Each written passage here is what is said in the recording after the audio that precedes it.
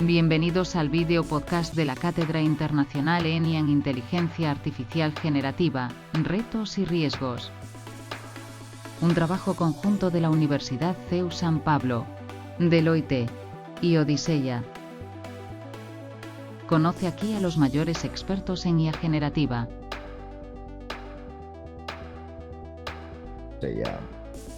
Muchísimas gracias, querido Frank, y muchísimas gracias por darme cabida en vuestro maravilloso espacio. Yo muy ilusionado de formar parte del observatorio, muy ilusionado de poderte ver Eso también. es. Por ahora no nos hemos podido virtualizar, pero seguro que en breve lo haremos y En breve. desde este maravilloso podcast que hacéis en Odiseya. Muchas gracias por invitarme. Gracias a ti, que es tu casa también, por supuesto. Pues bien, vamos a tratar este tema que es, vamos a hacerlo un poco de aquella forma, una forma casi socrática, ¿por qué no? Ujú. Es decir, vamos a tratar este tema de si la inteligencia en general, de si la inteligencia artificial generativa específicamente, Sí. si esto es, sin decir una dicotomía, pero qué tipo de herramienta es básicamente, un poco de su naturaleza y del impacto que ha traído. Así que vamos a ello, Pablo, directamente, y es que eh, digamos que esta expansión acelerada de tecnologías disruptivas como la IA generativa en este caso, evidencia estas enormes potencialidades transformadoras y también, por supuesto, grandes riesgos derivados de su uso generalizado.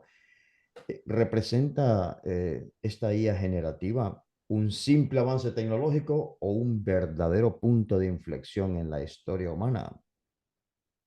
Pues mira, querido Frank, yo creo que supone un punto de inflexión muy claro y muy manifiesto y que efectivamente ese debate fascinante de si estamos ante una herramienta de software neutral o no, va Ujú, precisamente en derroteros de que no lo es, no me parece neutral en absoluto. No en vano yo me he puesto atrás un cuadro maravilloso de 1907 que, ujú. por cierto, está en la National Gallery en Londres, que lo que representa es la caída de la Biblioteca Alejandría. Es decir, a mí creo que las herramientas de software, inteligencia artificial generativa y más concretamente los grandes modelos de lenguaje que aparecieron en formato beta el famoso 1 de diciembre de 2022 con ChatGPT, supone un punto de inflexión, sobre todo quizás en aquel momento no, aunque es muy sorprendente que esa predicción estadística que teníamos, vamos, estadístico algorítmica que teníamos en WhatsApp cuando decíamos quiero un y aparecía helado, ¿no? Ponía directamente la posibilidad de dar un token y que se autocompletase a sí mismo, acabó derivando en directamente la posible creación de insaciable de cualquier tipo de texto y bastante manera solvente, ya incluso en aquella versión beta, ¿no? Pero yo creo que supone un punto de inflexión por esta evolución, por toda la cuestión geopolítica, pero también Ujú. porque atenta contra una serie de cuestiones clave que ahora voy a enumerar muy exiguamente, que podríamos decir que es el núcleo duro de cómo ha venido desarrollándose en la condición humana. Me explico. Pues, por ejemplo, ¿por qué yo creo que es un punto de inflexión claro a efectos de su no neutralidad? Pues mira, en primer lugar, a diferencia de otras irrupciones tecnológicas, esta fue liberada, emulsionada, digamos, al mercado. Evidentemente, porque necesitaban beta testadores que entrenasen los modelos sin ningún tipo de evaluación de impacto alguno. Es más, Sam Altman cuando lo libera, ni siquiera avisa a su propio consejo de administración y avisa por un tuit Wow. que lo ha liberado. Y claro, eso provocó que justo casi un año después, es decir, 11 meses, en noviembre de 2023, hubiera una especie de idus de marzo, es decir, de traición a Sam Altman como CEO, capitanada por, bueno, desde Suskever hasta también Murati, que al final lo que ocurrió es que volvió Sam Altman al poder por intermediación de Microsoft, que había hecho una gran inversión de capital en OpenAI y que provocase la salida de Murati un poco después, pero sobre todo de, en fin, de Ujú, Zuckerberg, ¿no? Para fundar su propio startup. Y nunca, en ningún momento hubo ningún preaviso, ni ningún tipo de evaluación de impacto, lo cual es clave porque incluso, y a mí me gusta mucho jugar con esto de la ignición atmosférica, incluso cuando Oppenheimer y cuando Einstein están Oppenheimer. evaluando la posibilidad de liberar una bomba atómica e ir más allá de la teoría, estuvieron durante meses estudiando esas variables a nivel estadístico. ¿Es posible que si nosotros liberamos una fisión nuclear con un impacto en la superficie a través de un motor de explosión, pudiera generar un efecto de reverberamiento que impregnase a nivel dignífugo la atmósfera. Y entonces ahí estuvieron durante mucho tiempo estudiándolo. Esto fue liberado así. Y cuando fue liberado, y aquí digo por qué no es neutral, lo hizo con un claro objetivo, un claro fin programático, que es que además yo no sé por qué hay tanta resistencia teórico-conceptual a esta cuestión. Se trata de una herramienta de carácter replicativo y sustitutorio.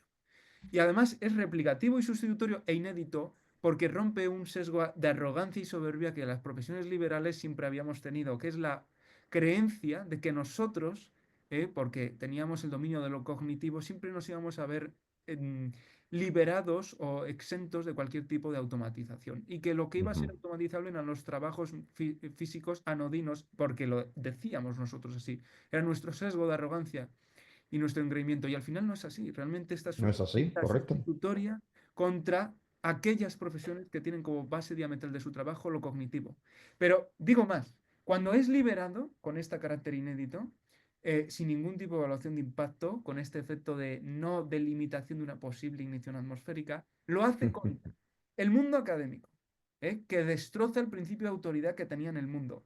También destroza un principio rector que existía y que debe existir en un Estado social democrático de derecho europeo, que era el principio de igualdad de oportunidades. ¿Por qué? Porque ya yo no puedo especular que porque yo tenga una base erudita, porque sea una persona culta, sofisticada y, en fin, que se desarrolla y tiene ambición de autodesarrollarse con lo cognitivo solo, con el manejo de información, va a ser suficiente para agregar valor.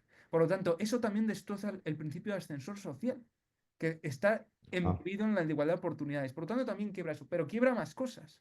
Quiebra, de más importancia menos, también el principio de necesidad del Estado social, porque estos, cuando hacen esos famosos principios de Asilomar, entre gracias, en ese super recinto industrial de lujo que hay en California, en Asilomar, un pueblo espectacular próximo casi a una Beverly Hills como municipio entero. Y allí uno de los principios que delimitan es, con mucho cinismo, el principio de renta básica universal. Aunque ya están rescatando los escritos de Turing y McCarthy, pero realmente ellos lo dicen, vamos a impactar de tal manera en el mundo profesional que nos vamos a tener que ver forzados a compensar. Pero es que, ojo, cuando yo estoy diciendo que yo voy a ser el que distribuya la renta básica universal a una prestación no contributiva sin ningún tipo de condición ex ante, como así ocurre con el ingreso mínimo vital, lo que estoy diciendo es prescindible el Estado social. Y eso puede generar un sesgo en el receptor de dos naturalezas. La primera, de sumisión total.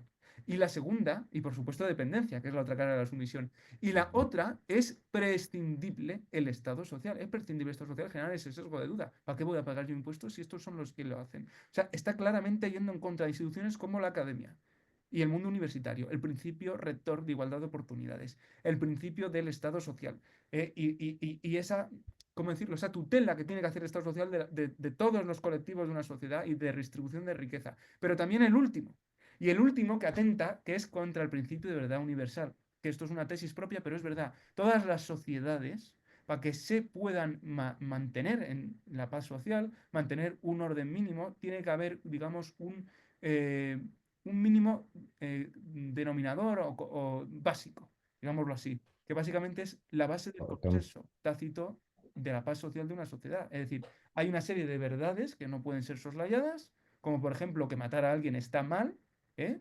Y sin embargo, claro, cuando yo creo una herramienta totalmente customizable, que además tiene la vertiente de vídeo con Sora, por ejemplo, con VO2 de Google, etcétera, que puede generar un mundo paralelo, que era lo que quería Zuckerberg con el metaverso, yo estoy quebrantando o fisurando ese principio de verdad universal, que es la base diametral del mínimo denominador común de una paz social. ¿Por qué? Porque es un consenso entre todos los ciudadanos de una comunidad política que dicen, esto no es soslayable, esto sí, esto está permitido, esto no, aquí está el límite de lo admisible.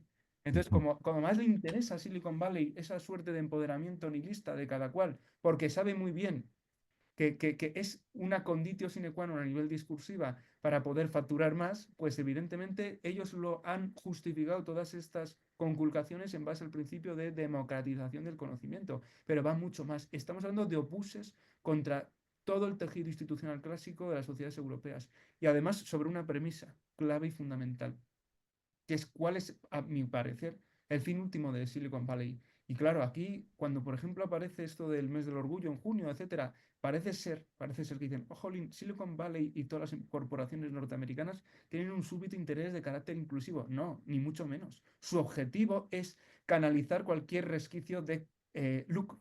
Y para eso intenta siempre persistentemente mantener una especie de perfil de corporate de compromiso que permite aunar a todos los colectivos bajo su deseo de lucro. Y entonces esos colectivos a sí mismos dicen, fíjate, esta corporación industrial, Silicon Valley, siente un especial aprecio por nosotros. Por lo tanto, mucho ojo, porque a mi parecer, yo creo que lo que quiere Silicon Valley es convertir a toda la humanidad en suscriptores. Es decir, a ellos les es absolutamente indiferente que tú te llames Frank o que yo me llame Pablo. Lo que quieren es un suscriptor más, un dígito más en, bueno, pues sus marketplaces. ¿Para qué? Para que estemos todo el rato pues con los GPTs de pago en el SAGPT, etcétera, más luego otros elementos. Ujú. Como por ejemplo es Es, haber construido todo un ecosistema de trabajo dependiente de ello. Cuando yo, por ejemplo, veo horrorizado que todo el mundo dice, he hecho una IA y realmente entre bastidores técnicos tiene una vía API o una vía de carácter RAG, yo lo primero que le pregunto es, ¿tu modelo es open source o es de pago? Porque si es de pago, tienes que entender que tu modelo de negocio va a depender persistentemente al albur de que estas personas delimiten ujú, una posible subida de la suscripción. Aunque es verdad que los tokens están bajando porque está presionando Asia con el open source. Entonces yo no creo que sea una herramienta neutral. Me parece que tiene visos de carácter inédito. Luego hay ujú. otro elemento, y ahora perdóname que estoy hablando Sí, demasiado. Hay otro elemento clave. No tenemos un consenso internacional. Cuando hubo la carrera espacial, hubo un consenso internacional de carácter jurídico. Cuando se liberó la bomba atómica en Hiroshima y Nagasaki y se vio el horror que causaba, esa era la tesis de Oppenheimer, esa percepción de que si no se lanzaba no se podía percibir así. Bueno, pues cuando ocurre esto es cuando llega la necesidad de traer un consenso internacional. Con la IA no hay consenso internacional hasta el punto de que la cumbre de París del 10 y 11 de febrero ha manifestado que están totalmente los dos polos claros, ¿no? Entonces yo no creo que sea una herramienta neutral, ni mucho menos. he entendido. Y en este sentido, bueno, eso que has dicho sobre Silicon Valley, quienes hemos Correcto. incluso trabajado ahí directamente, Ujú. conocemos un poco esas tendencias, no es como tal, pero esas tendencias, lo que se llama aceleracionistas, que se llama, que Sí. es otro tema bastante amplio, el que podemos un día también discutir aquí en el Ahí está la podcast, como palabrería no. de Clinton, sí, sí, de su discurso el premio Nobel, sí. Exactamente. Muy bien, entonces, en este caso, ¿es suficiente en esto que llamamos ética de la inteligencia artificial? Que aquí también hemos tenido invitados, como Xavi Delgado, por ejemplo, que Ujú. aquí esto, que casi llegó a decir que bueno, es un poco poner el papel de frente, pero en realidad no se está haciendo ética de la inteligencia artificial y nos queda mucho. ¿Es suficiente el enfoque de la ética de la IA para abordar los desafíos que plantean estos sistemas generativos o necesitamos una ética organizacional, digamos, o corporativa y un pensamiento más sistémico? Pues mira, hay una cosa que a mí me encanta, que es dentro de la filosofía, que yo leo mucho filosofía, que es la obra de Ujú. Hannah Arendt. Hannah Arendt, cuando aborda el problema del mal tras la Segunda Guerra Mundial, ella dice una frase sublime que dice, el problema que tiene el mal que se caracteriza en el nazismo es que no tenemos andamiajes conceptuales para poderlo comprender. Yo creo que el desafío que presenta la inteligencia artificial generativa requiere de una redefinición conceptual de muchas categorías, pero sobre todo dotarnos de un andamiaje. El problema, y ahí hay otra frase de Gunther Anders, La obsolescencia del Ajá, hombre, que dice, correcto. Anders advertía de que llegaría un momento que la técnica tendría más velocidad que la capacidad del ser humano a nivel psicológico de hacerse cargo del mundo. Pues esto es lo que está pasando, es decir, nosotros no tenemos margen de maniobra para entender lo que ocurre, porque de igual manera que sale un update de un modelo de open source de Asia o de Ujú, norteamericano de pago, o no, porque tiene la versión gratuita, pero capada hasta cierto punto. Aparece el lunes un Vermax que supera X parámetros, el viernes se ve superado. Entonces, ¿qué ocurre con esto? Que es que nosotros necesitamos sentarnos y pensar firmemente qué es eso de la ética de la inteligencia artificial y darle un destino, un presupuesto, un espacio, un detenimiento temporal para definirlo y crear nuevas categorías que nos permitan tener un andamiaje para comprenderlo. ¿Cuál es el problema de la ética de la inteligencia artificial? Que es muy laxa. ¿Por qué? Porque la ética de la ujú. inteligencia artificial, y así es el lenguaje, depende enteramente de lo jurídico y se percibe con carácter peyorativo incluso por los propios juristas porque no es vinculante. En la ética de la inteligencia artificial se suele identificar al soft law, la preley. Entonces, claro, cuando alguien, tú llegas a una empresa y le dices, usted tiene una planificación de la ética de inteligencia artificial, un buen uso, un código de buenas prácticas, con carácter general en el compliance, lo primero que te pregunta, ¿esto es vinculante? Hombre, sí, es vinculante indirectamente en tanto que están los considerados del Reglamento Europeo de Inteligencia Artificial, pero motu propio, no, con carácter general, no se suele delimitar este debate fuera del ámbito jurídico y por lo tanto siempre queda supeditado a si es vinculante o no. Por lo tanto, ¿qué necesitamos? Necesitamos una ética de la inteligencia artificial detenidamente pensada, complementaria de lo jurídico, que no sea siempre supeditada a lo jurídico y comprendida bajo el esquema conceptual de la preley, porque entonces tiene un sesgo de peyorativo, es decir, no, es que eso es previo a la ley, previo a lo vinculante, previo a lo coercitivo, a lo que es susceptible de ser multado. Entonces, si no tenemos una ética de inteligencia artificial sólida que complemente lo jurídico y nosotros presumimos que lo jurídico es suficiente y no nos sea suficiente para gobernar la inteligencia artificial, el problema es que no vamos a tener un parámetro conceptual complementario y distintivo. Y por lo tanto, vamos a pensar que es suficiente la que está embebida en lo jurídico y por lo tanto, ante un desafío inédito como es el que estamos viendo con la inteligencia artificial generativa, máxime en esta contrarreloj delirante entre China y Estados Unidos por llegar a la singularidad con todo lo que eso supone, bueno, pues vamos a tener un problema de que no vamos a poder ni a hacernos cargo psicológicamente del mundo, que yo creo que ya no podemos llegar, si no es precisamente con estas iniciativas colaboradoras de LinkedIn o nuestro grupo de WhatsApp, etcétera, que vamos pasando Sí. las noticias, pues es imposible. Y en segunda instancia no va a ser suficiente. No va a ser suficiente. Además, necesitamos mucho más que para, necesitamos acción, necesitamos praxis. Entonces, claro, de la ética artificial hay que aterrizarlo en una empresa, en una organización, y además hay que entender una cosa, esto es un fenómeno de carácter global. Además, arrasa cualquier tipo de cortapisa que se pueda poner de muros nacionales. Entonces, si nosotros no llegamos a un consenso internacional con China y Estados Unidos, ayer dijo, o antes de ayer dijo en el Congreso, no sé si era Ted Cruz, el senador Ted Cruz, sí, de Texas, no sé si es de Texas o sí. no. Bueno, dijo precisamente eso, que vamos a plantear una moratoria de 10 años vista de la regulación de la inteligencia artificial porque está en contra China y con el problema de la singularidad. Entonces, necesitamos un consenso internacional, necesitamos que la ética artificial sea trabajada desde la academia, desde los filósofos, antropólogos, sociólogos y tecnólogos, y que sea mucho más que el soft law, que sea entendida mucho más que la preley, porque entonces si no, se va a quedar en una mera declaración de intenciones, un mero brindis al sol. Entonces necesitamos sentarnos y elaborar firmemente qué es eso. ¿Por qué? Porque si no, no tenemos andamiajes conceptuales para poder combatirlo. No se puede combatir algo si no se conoce. Y esto es, no sé si combatirlo es la palabra, pero sí intentar, ¿cómo decirlo?, desarrollarlo con, de manera coetánea, ¿no?, a la preservación de la condición humana, porque si no, y sobre todo de los colectivos más vulnerables de la condición humana, que no pueden velarse por sí mismos. Entonces, me parece que hay que profundizar más y tomárselo más en serio la cuestión de la ética artificial.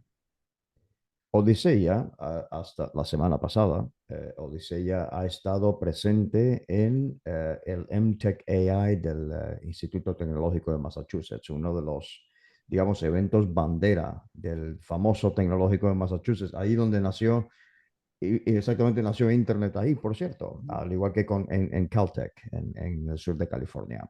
Entonces, a la hora de, digamos que de hablar y de traer y de construir esos puentes transatlánticos, porque son necesarios los puentes ahora mismo, sí se notaba que, como dice uno, los periódicos del Federalista, que muchos de los padres fundadores de la República, en ese caso de los Estados Unidos, escribieron, siguen ahí presentes, en el sentido de que justo lo que acabas de decir, de que ahora mismo exactamente por el proyecto Stargate en los Estados Unidos, que ha sido totalmente un terremoto, lo que ha producido, más que un terremoto. Precisamente las empresas ahí sí queremos entender el concepto europeo más allá de la palabra regulación, regulación, ¿ok? Pero aquí ahora mismo es básicamente cada empresa debe hacerse, o cada empresa, o no institución, porque eso ya viene del gobierno federal, pero cada gobierno estatal incluso dentro de la Unión tiene que hacerse cargo de su propia código ético o normativo por ahora. Ok, entonces, es decir, allí donde estamos lidiando en un lugar donde los poderes públicos no son las únicas instituciones capaces de preservar o de proponer una ética pública. Eh, y por lo tanto, es aquí la pregunta. Eh, ¿Qué papel deben desempeñar? En este caso vamos a hablar de Europa, lógicamente, pero ¿qué papel deben desempeñar los poderes públicos como estos, vamos a decir, salvaguardas o guardianes de la ética y los valores públicos ante este avance impalable precisamente de la IA generativa? Pues mira, querido Fran, lo primero que tendrían que hacer los poderes públicos es autoformarse. Porque si no se Oh, forman en la sí. cuestión de la inteligencia artificial y se percatan de la magnitud que tiene esto, nunca van a poder hacer una política pública orientada con unos fines programáticos claros y congruentes con el desafío que tenemos sólidos para poder hacerlo. Lo segundo que tienen que hacer es alfabetizar masivamente a la población. Hay que alfabetizar masivamente a la población porque la única manera de hacerles comprender qué es un deepfake y la magnitud de la gravedad que supone un deepfake es precisamente formándoles. Entonces, y luego, claro, tienen que ser conscientes de sus límites. Aquí está muy bien las declaraciones de intenciones y esta tendencia que tiene regulatoria la Unión Europea, que luego va descendiendo incluso a las comunidades autónomas. Pues, por ejemplo, lo vemos que Galicia ahora tiene su propia ley regulatoria en la Comunidad Autónoma de Galicia, luego Asturias, Ujú. etcétera. Aunque luego es verdad que el anteproyecto de ley han exento de cualquier tipo de responsabilidad a la administración pública en la utilización de estas herramientas contra el justiciable. Pero claro, hace mucho, hay que entender la cuestión primaria. Y la cuestión primaria es que nosotros no tenemos la tecnología. La tecnología la tiene Silicon Valley y la tiene la República Popular de China. A través de esas empresas que presuntamente nacen de la actividad privada, pero que está siempre el Partido Comunista y el dumping Ujú. detrás de un régimen totalitario como es China, y que además ninguna de las dos le interesa en absoluto la preservación de la condición humana en el sentido europeo, que es la dignidad kantiana, a fin de cuentas.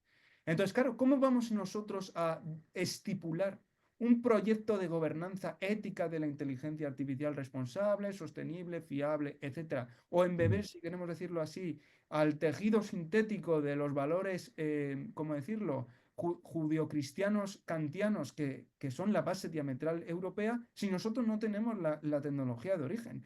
Igual que le pasa a Iberoamérica, que no tiene ninguno de ellos su propio LLM. Quien sí tiene la tecnología es China y Estados Unidos, y ellos están efectivamente, no sé si decirlo así, con el proceso aceleracionista porque saben perfectamente que quien alcance la singularidad podrá perfectamente imponer su modus vivendi, su idiosincrasia, su forma de concebir la existencia al otro. Y desde luego no precisamente de manera amistosa, ¿no? Entonces, ¿cuál es el problema? Que nosotros no tenemos la manera de embeber el código ético idiosincrático europeo en una tecnología que no tenemos. Tenemos Mistral, bueno, tenemos Alia, en fin, no voy a hacer indagaciones sobre el modelo, ahí lo dejo. Tenemos una serie de modelos open source públicos, pero que en fin son muy ineficientes tecnológicamente. Y por supuesto muchos de ellos dependen precisamente de los grandes modelos norteamericanos en sí mismos. Es decir, muchos de ellos directamente son un fine-tuning de los modelos norteamericanos. Tenemos los matemáticos, etcétera. No hay más que decir que el modelo ALIA precisamente, pese a haber costado la magnitud que costó, bebe de un modelo open source que es el de Facebook, llama 2, en su versión llama 2, que ahora está creo que por la 4, Ujú. que encima no puede operar ni en Europa porque incurriría en un riesgo sistémico del reglamento y por lo tanto por eso no se ha desplegado con su totalidad. Hay que tirar de la VPN para poder, bueno, iterar con él. Entonces, es muy difícil que los poderes públicos europeos puedan garantizar la ética de la inteligencia artificial. De ahí que cada vez que yo veo las noticias y que veo cómo funciona esa tecnología, y ojo, porque estamos a eh, una semana clave, porque va a haber dos directos, uno de OpenAI que posiblemente anuncien ChatGPT 5, que se va a ser la Ah, bomba termonuclear definitiva, y luego la respuesta de Google el día siguiente, que va a hacer la cumbre de 2 días, etcétera. Ya está avisando de que está muy posiblemente el Gemini 3 en forma beta, ¿no? Y el Deep Reset 2.0, y vaya usted a saber que también va a tener notebook. Entonces, y por supuesto VO2, que es que el VO2 luego tiene un componente de deepfake, claro, porque la filigrana esa famosa que todos estos modelos generativos de vídeo pueden tener sí. con una edición de móvil o vídeo local, directamente la pulverizas. Por lo tanto, en fin. Entonces, es muy difícil la gobernanza de la inteligencia artificial desde un continente que no tiene la tecnología. Y es muy difícil hacer Ujú. entender a Estados Unidos qué significa la ética europea de la inteligencia artificial, porque primero no les interesa, Pues, no se van a autoponer cortapisas a sabiendas de que esto es semejante a lo de Oppenheimer y los rusos o Oppenheimer y claro, o la carrera espacial, es punto. Entonces, ¿van a autoponerse límites China y Estados Unidos? Ni claro, apelando a Kant, ni de coña. Entonces, bueno, podrán hacer declaraciones de intenciones, influenciar, etcétera. Y además, insisto que la clave diametral de cualquier política pública tiene que ser la alfabetización. Y luego vas a los que se supone que tienen que hacer los poderes de la alfabetización, hablas con ellos, en fin, de así tú a es, tú, en petit comité, y a uno le da la sensación de que no tienen ni pajolera idea de los modelos de IA efectivamente, generativos. Entonces, es sorprendente y francamente muy desalentador. Hay que formar masivamente a la población ya. exactamente. Y en ese sentido, ahí hay uno de los, de las, estas, parece, ¿no? Estas creencias que hay ahí ahora mismo, estos memes, básicamente, está muy bien dicho, además utilizar, es prácticamente un meme, el Sí, sentido de que nuestro marco regulatorio europeo sobre inteligencia artificial es suficientemente resiliente cuando ya ha sucedido lo que ha sucedido hace unas pocas semanas, debido al impacto del proyecto Stargate aquí en los ahí en los Estados Unidos, perdón. En el sentido de que puede nuestro marco regulatorio europeo convertirse en un modelo universal, pues habiendo mira, cedido a presiones geopolíticas. vamos a ver. Esto es muy Aquí duro, ¿eh? sí, Así sí, que no, pero es atención. fácil de responder. Voy a ir por lo más complejo.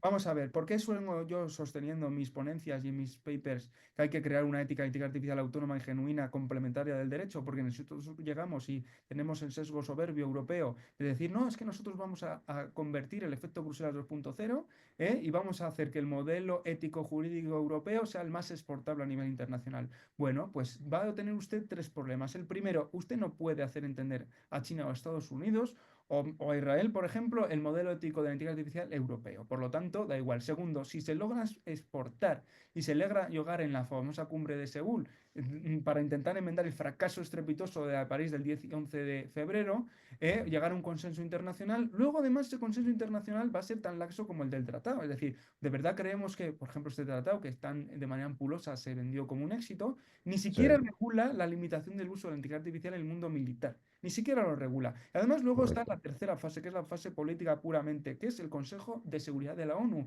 Es decir, por mucho que yo sea un Estado signatario de un tratado internacional o de unos mínimos denominadores comunes, de una convivencia semejante a la nuclear o la de la carrera espacial en cada uno de sus momentos, si es que queremos utilizar esa analogía, siempre va a estar el Consejo de Seguridad vetando. Y entonces ni siquiera Rusia, ni China, ni Estados Unidos, ni Israel, ni ningún Ujú. otro país se va a autolimitar en esta cuestión porque sabemos todos perfectamente que estamos viviendo un momento convulso a nivel geopolítico, pero que hay una piedra diametral, un rubí claro, un zafiro, una esmeralda, que está que es clara, que es la cuestión de la inteligencia artificial. No en vano, precisamente China, con todo el tema de Taiwán, le importa profundamente este debate porque tiene Correcto. los chips, porque tiene los data centers y porque tiene, por supuesto, la inteligencia artificial. Y aquel que llegue a tener un control máximo con más poder de computacional de esta herramienta tendrá prácticamente el poder total de cuanto quisiera, porque todo va a depender de eso, ¿no?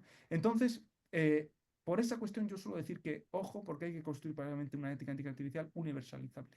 ¿Por qué? Porque si nosotros exportamos el modelo europeo y esto no es suficiente, creyendo que es suficiente para gobernar la inteligencia artificial, pues vamos fatal. Y la segunda cuestión es muy simple. Vamos a ver, desde el día 21 de enero del 2025, en el cual la madrugada, perdón, del 20 de enero ya Trump arrasa con la orden Ujú. ejecutiva de Biden en un polideportivo con buen populista que es, con un rotulador mientras le vitorea, luego ya sabemos lo que hacen los más, ese saludo aparentemente romano, por no decir el saludo fascista, ¿no? que aparentemente hace.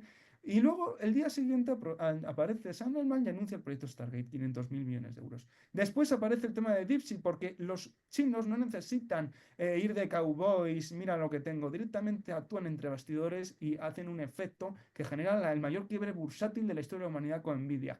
Y luego aparece von der Leyen el día 11 de febrero, si mal no Sí, recuerdo, anuncia el proyecto de acción de IA, Continente IA, diciendo que va para liderar, anuncia 200.000 millones de euros, es decir, 200.000, o sea, 300 millones menos que los de Estados Unidos, más toda la inversión previa. Y partiendo de la premisa que no tenemos la tecnología. Y Exacto. curiosamente el miércoles, la madrugada del martes a miércoles, una de las directivas que era, digamos, de la piedra de la corona, pues Zafiro, Rubí y Esmeralda, pues una de ellas se cae, que es la directiva de responsabilidad civil de inteligencia artificial del Eso 2022. es. Pero vamos a más, vamos a más. Y resulta que el famoso Código de Buenas Prácticas que tendría que entrar en vigor el 2 de mayo del 2025 se posterga inesperadamente en las últimas horas. Y vamos a más. Resulta que este miércoles ha salido preguntas y respuestas de la Oficina de Inteligencia Artificial donde dice que el artículo 4 de alfabetización es obligable hasta el periodo de finales del 2026 y se convierte nada más y nada menos que en una especie de acreditación teórica muy laxa, cuando resulta que entró en vigor el 2 de febrero del 2025, es decir, este 2 de febrero, y que iba a ser Correcto. fiscalizable por la ESI en el caso español el 2 de agosto de este 2025. Entonces, estamos asistiendo, yo no entiendo Sí. por qué asistencia académica y conceptual a decirlo así, estamos asistiendo, y es así, a una flexibilización del reglamento. ¿Por qué? Pues porque se están percatando de que todo lo referente a los modelos de IA de uso general o inteligencia artificial generativa es totalmente ingobernable. Y en segunda instancia, porque hay una presión de la Casa Blanca a la Oficina de Inteligencia Artificial y a la propia Comisión brutal y lacerante. Hasta el punto de que efectivamente podrán seguir sancionándoles por la privacy, por las cuestiones de la ley de servicios digitales y la ley de mercados digitales, pero veremos a ver si el reglamento acaba existiendo y no se flexibiliza al extremo. Pero día a día, semana a semana, vemos cómo el reglamento y todo el marco jurídico, tanto de responsabilidad civil como el Código de Buenas Prácticas, como tantas otras cosas, se están desinflando, desmoronándose, no sé cómo decirlo, como la modernidad de liquidez de Batman, es decir, liquidándose, o sea, convirtiéndose en algo etéreo. Entonces, claro, es francamente una incertidumbre jurídica extrema y además una otra cuestión inédita. Nunca, jamás, una presión de carácter geopolítico había incidido en nada más y nada menos que un reglamento europeo, que es lo máximo que existe en el acervo normativo comunitario. Que es un reglamento, no una directiva, un reglamento, es decir, obligable para todos los Estados miembros, alcance general, efecto directo. Entonces, otra situación inédita en la que la geopolítica pulveriza la fiabilidad del derecho, que tiene que ser rigurosa precisamente para proteger, independientemente de los movimientos colaterales políticos. Entonces yo no creo que vaya a ser suficiente. No, cada vez tengo más claro que no es gobernable la inteligencia artificial generativa. Entonces habrá que ver de qué modo se puede esto, bueno, pues contrarrestar a efectos éticos de condición humana, etcétera. Sobre todo para las capas de la sociedad que no pueden, ¿cómo decirlo?, seguir el ritmo de esta cuestión desde personas con Exacto. discapacidad hasta personas seniles, etcétera. Entonces, Los grupos vulnerables, efectivamente. necesitamos una situación de emergencia, a mi parecer, francamente. Yo no entiendo esta parsimonia de estas declaraciones de intenciones y de esta pasividad y esta laxitud. No, no, oigan, estamos en una situación de emergencia, francamente. Y lo primero que hay que hacer, insisto, es reunir a la población, alfabetizarle, insertar la inteligencia artificial en las aulas con cortapisas, con evaluación de impacto, y en segunda instancia, pues ver a ver cómo se maneja esto. O sea, es un absurdo ignorar el impacto que tiene esto. Y es un absurdo pensar e intentar justificar conceptualmente que la flexibilización del reglamento por cierto, también de protección de datos, que ya lo han anunciado para este otoño, una flexibilización de ambos, que son cuestiones de facilitación. No, oiga, lo que está pasando es una inquietud geopolítica. No pasa nada por decirlo. No pasa nada por decirlo porque es lo que nos va a No, permitir no es, jugar mejor. claro, no es recomendable desde el punto de vista político decir eso, claro, exactamente. Sí, sí. Exactamente. Voy a lanzar una puntilla, pero va a quedar ahí, porque es que, claro, a lo mejor, y digo a lo mejor, lo que habría que hacer es totalmente, como estamos haciendo en este episodio, estimado Pablo, es que estamos tocando otra vez las bases y esa hace articulado una cronología ahí muy bien, excelentemente, porque sirve para poner al telespectador y al oyente en contexto. ¿Qué es la inteligencia artificial realmente? O si habría que definir, para entonces poder regularla, habría que redefinirla primero. Vamos a lanzar la puntilla y la vamos a dejar ahí, si quieres. Ok, en este sentido, entonces, digamos que ya desde un punto de vista social y educativo en este caso, ¿no? Am, digamos que este desconocimiento del funcionamiento de la inteligencia artificial generativa debido a esa alfabetización que es necesaria, como bien has dicho, precisamente, dificulta muchas cosas, especialmente impide incluso, es un florecimiento, digamos, a través de lo que podríamos llamar virtudes que son intelectuales meramente, ya no hablamos ni de lo moral, ¿ok? ¿Cómo afecta la ausencia de este rostro, entre comillas, digamos, en el uso de la IA generativa, a nuestra capacidad de vivencia moral y ese desarrollo de virtudes intelectuales? ¿Cómo lo hace? ¿Cómo lo afecta? Pues mira, esto es una cuestión muy fascinante porque a mí me recuerda un poco y me evoca a una idea que tenía Sócrates. Sócrates tenía la visión ingenua a nivel ético de que realmente el mal nunca era deliberado, que era precisamente por una falta de información del sujeto que actuaba mal. Y decía además esa frase sublime y realmente elocuente y muy útil para la vida del día a día, que es peor cometer una injusticia que padecerla, ¿no? Porque luego el que la comete tiene que dormir con el asesino, el violador y el saqueador. ¿Qué quiero decir con esto? El intelectualismo moral de Sócrates decía básicamente que yo no puedo obrar bien si no conozco la idea de bien. Entonces, ¿a qué me refiero con esto? Vamos a ver, ¿No?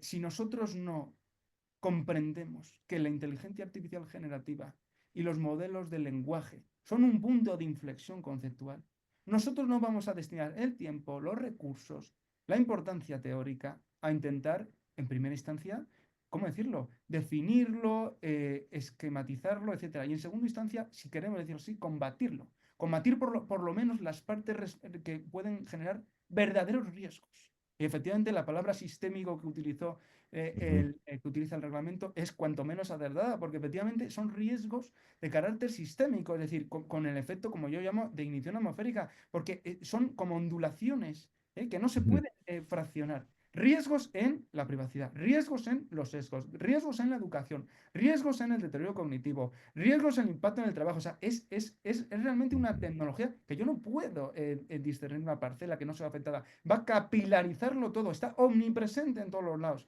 Y además va a ser implementado a lo bestia. Yo he estado en muchos congresos y la palabra es hay a lo bestia. Aquel que nos actualice, despido disciplinario objetivo. Punto. Entonces, ¿qué es lo que quiero decir con esto? Nosotros tenemos que destinar presupuesto, tiempo, energía mental, esfuerzo de detenimiento conceptual a entender esta revolución y en segundo actuar. Porque si yo no he delimitado conceptualmente de manera sólida ante qué punto estamos, yo no puedo actuar de manera consecuente. Entonces, ¿por qué es tan importante eso? Porque el problema que tenía el Reglamento Europeo de Inteligencia Artificial, que ya lleva desde el 2021 propuesto, es que cuando apareció la inteligencia artificial generativa en 2022 a finales, lo que tenía que haberse provocado en esos famosos trílogos de 2023 es un parón.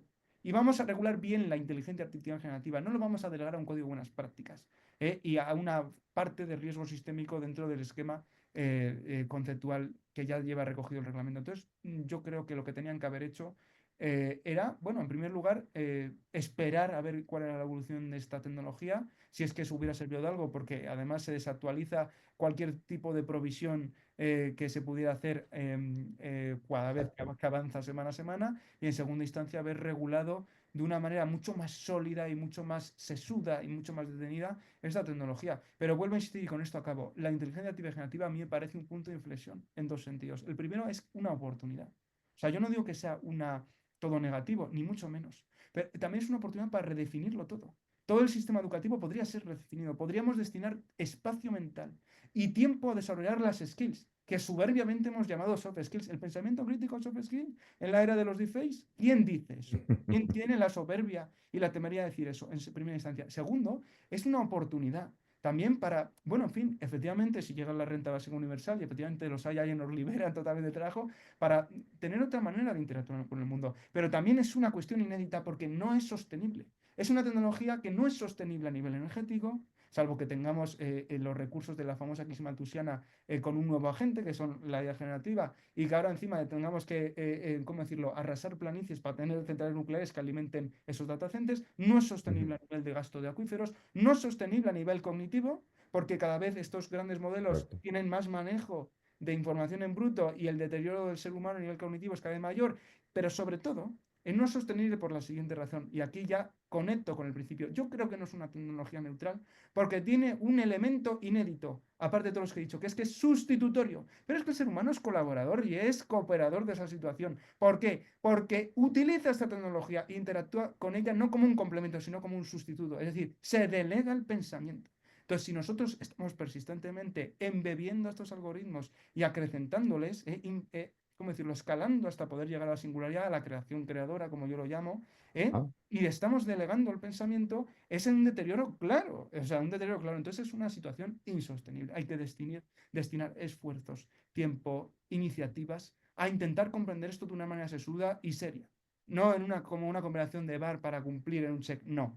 Y precisamente por eso, ya concluyo con esto, querido Fran, yo celebro un espacio como el del observatorio, tan multidisciplinar, tan abierto, tan dinámico y sobre todo tan necesario. O sea, estamos haciendo una gran labor porque es que lo es imperativo. Debería ser un observatorio de carácter público, debería haber sido una iniciativa pública, pero ha sido de profesionales liberales que motu propio han decidido correcto. hacerlo. Pero es que es necesario en nuestro observatorio. Y ojalá hubiera miles más.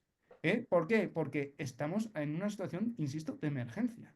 O sea, no hay profesión que se vaya a librar del impacto de eso. No hay resquicio de la realidad que no vaya a verse afectado por la inteligencia artificial generativa.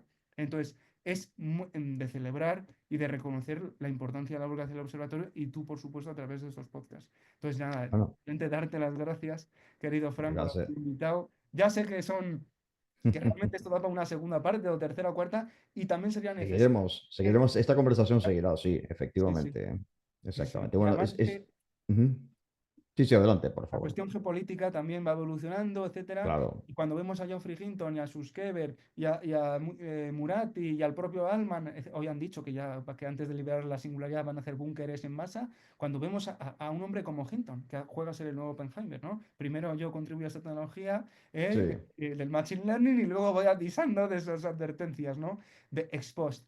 Decirlo nada más y nada menos que sobre el púlpito de los premios Nobel, pues oye, o sea, un poco ¿cómo decirlo? En fin, de comprensión de que esto es una cuestión de máxima gravedad. O sea, lo de la singularidad, yo no sé si es un mito publicitario, si es un eslogan, si es Ujú. marketing, pero ya cuando lo hacen estas figuras, a mí por lo menos me genera un respeto muy súbito, ¿no? Y por eso destino yo tantos recursos mentales y personales a comprender esta tecnología, a sabiendas de que posiblemente mi tesis y mis reflexiones del día a día se quedan obsoletas a la siguiente vez que me detenga a pensarlos.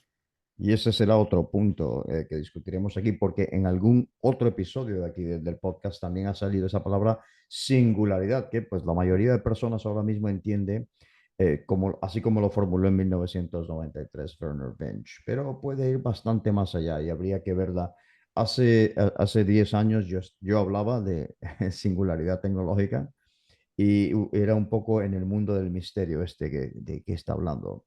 Ya vemos que no es el caso.